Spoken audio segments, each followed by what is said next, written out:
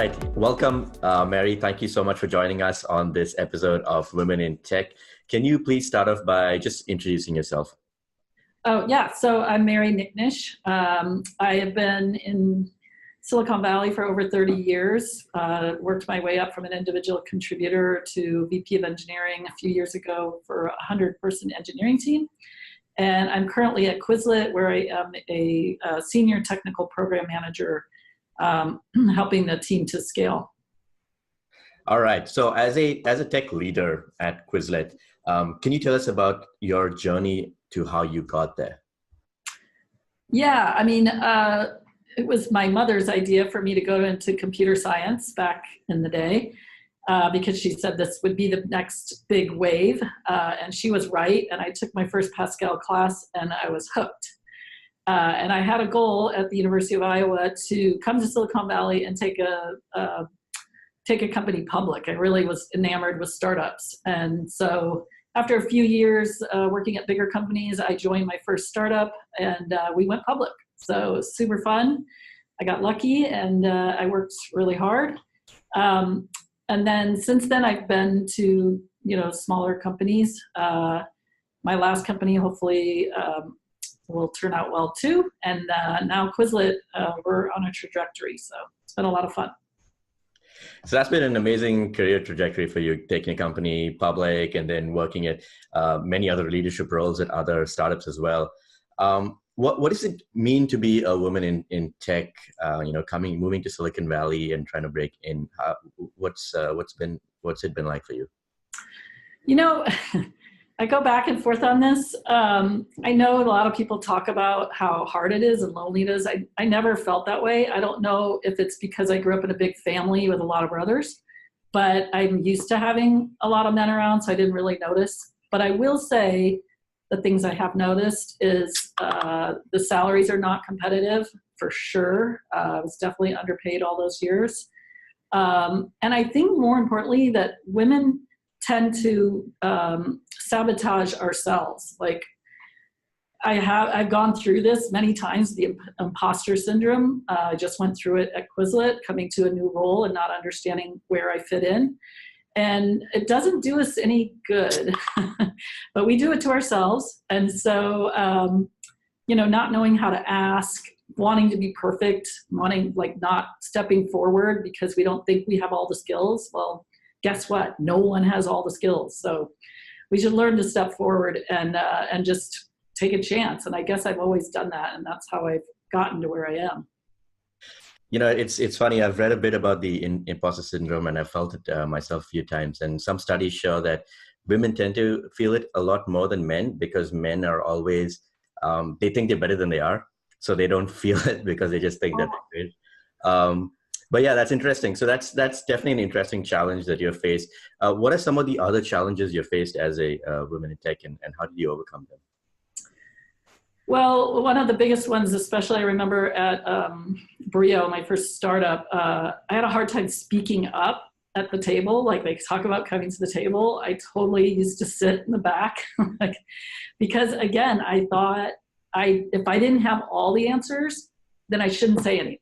And that's been a common theme for me, except as I got more and more confident and better at my job, now I don't even think about it. Like I always speak up. It's not an issue. But I have to say early on, that was a huge problem for me, is just learning that it's okay to say something. Now, that said, you need to be in a safe environment, because I've been in toxic companies and saying something sometimes is not probably the best thing. And so in those situations when you were in a toxic company, what did you do to change that situation? My best advice is to leave.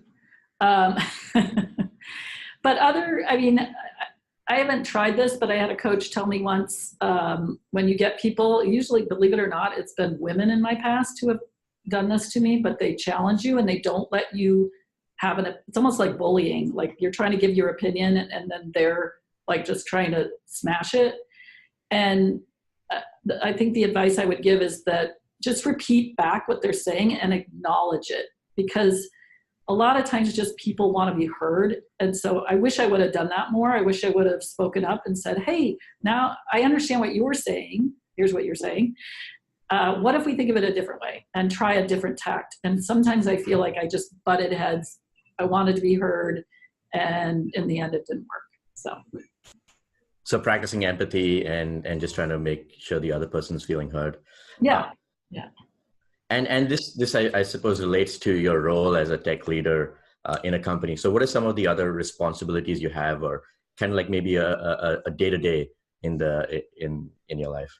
Yeah, so Quizlet is very different than my day-to-day at my last company. But at Quizlet, I actually do a lot of things. I think I've been asking people what a technical program manager is, and what I think of it is the right-hand man to the VP of engineering. So you help them run engineering, so I own all the process. So I've helped all the pods figure out what's working best, basically just socializing across the pods what's working, what's not working, and trying to get them in alignment. Other things I do is I help with the budget. So I work with all the teams, figure out what they need, and then get approval for the budget. I take on teams, like right now I just took on a new team. So I have 2 engineers, and I'm going to hire a team of 4. We're going to do like all the things that no one else wants to do, basically all the back end code, to help the pods go faster. And then I also, tend to just take on things like postmortems, things like that. So very different than my last company, where I was VP of engineering. I built the team from scratch. We had 20 engineers in Singapore. I hired a team of 45 in Palo Alto, and then another 45 in Ukraine as contractors, and pretty much just managed 100 people at once, and it was kind of crazy. So. Oh, that's amazing. So you went from managing a large number of people to, I suppose, not managing, but I guess you're managing upwards or managing sideways in this role. It sounds like you're a liaison as well. Yeah, they call it an influencer. So it's different. You have to get people to do things without being their manager. It's very different. So what are some specific, I suppose, soft skills you say would you require for this role versus managing a team? Yeah, listening, which I always thought I was good at, but it turns out that I still have some habits of like being in charge and just saying what I need, and that doesn't work so well. So I've had to learn how to like hear everybody and let them make the decisions, not me make the decision. So that's been very different for me. Learning about budgeting, this is a pretty fast growing company, and just learning how like pie in the sky it is. And like, I always thought there was some recipe for this. There really isn't. You just kind of go, okay, what do we need? Where are we going to go? How many trips do we have planned? How much does it cost? And you just kind of have to wing it. So I've been doing that. And at Quizlet, we don't mind if you make mistakes. We'd rather that people try really hard and learn. So it's been a learning process, but those are the 2 big things I think I've learned here. It's interesting how, when you start off, you're maybe like as a junior software engineer, you have to know your technical skills, but as you rise up to the ranks, you have to acquire all these other newer skills. In your case, even budgeting, who would have thought, right?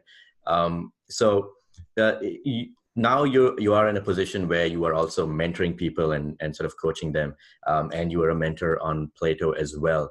Can you tell me why you decided to become a mentor on Plato? Okay, I'm Plato's biggest fan because I went through my whole career without really having any mentors. That happens more often if you're in smaller companies. So when I found out what you guys were doing, I just thought you are bang on. Is exactly what people need. I was being coached for about a year on Plato and loved it. I love that I could go out and ask, like basically like polling for ideas of like, hey, how do you guys do sprints? What about 2-week sprints versus 3-week sprints? And I can get a lot of data from a lot of different perspectives. I don't think there's one right answer. Like I tell the people that I coach, I don't have all the answers. I just have my perspective and what I've been through, and I can tell you about that, and then hopefully you can apply it to your situation. But that's what I think it's been so great for. And so I wanted to get back. I mean, I've done a lot of things. I didn't realize how much I knew until people started asking me questions. So it's been a lot of fun. That's awesome, and of course we really love you as well. I'm new to the company, but I've heard a lot about you, and so we're really grateful that you are a mentor on Plato. Can you tell us a bit more about that experience as well? Like just some of the things that maybe you surprised you being a mentor, or some interesting anecdotes. Yeah, so a lot of my calls are about managing difficult people, and so it brings back a lot of memories. I've had many experiences with that, but it takes me all the way back to being a first-time manager and remembering how afraid you are, like of having to give that first bad review, or the first time you have to lay somebody off, or the first time you have to fire somebody, and it's hard. I've forgotten how hard that is because I'm so good at it now. I don't. It's not like I enjoy doing it, but I know how to do it with compassion and with honesty and with respect. And when you're first doing it, it's a lot more intimidating. So that's one of the biggest things I get. Others is just like how to let go as an individual contributor, and like kind of like coaching people through their identity crisis, because suddenly they're not writing code every day and they don't know if they're really adding value. And so I've coached a lot of people through just, it's okay. The idea is that you're spreading, across other people. And if you make them effective, that makes you a good manager. And just, it's been fun. I mean, it's been like a journey for me, going back in time and reliving some of this stuff and pulling it forward for others.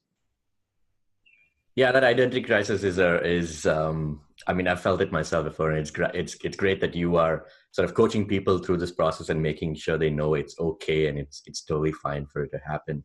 Yeah. What is some, just to finish up, you've been giving some amazing advice already for women in tech, but for young women entering tech today, maybe what are some pieces of advice you'd have for them?